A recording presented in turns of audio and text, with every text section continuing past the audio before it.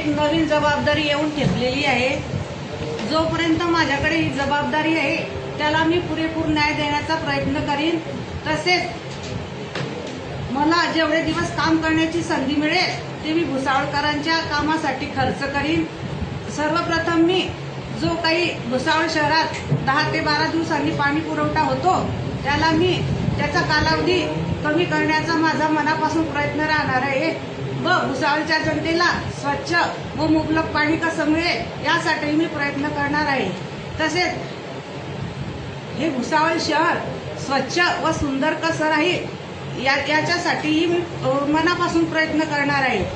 आणि आमचे नेते संजय भाऊ सावकारे यांच्या नेतृत्वात अमृत योजनेला मी गती देण्याचा प्रयत्न करणार आहे। तुमच्या माध्यमातून जास्तीत जास्त निधी भुसावळच्या विकासासाठी कसा आणता येईल यासाठी मी प्रयत्नशील राहणार आहे।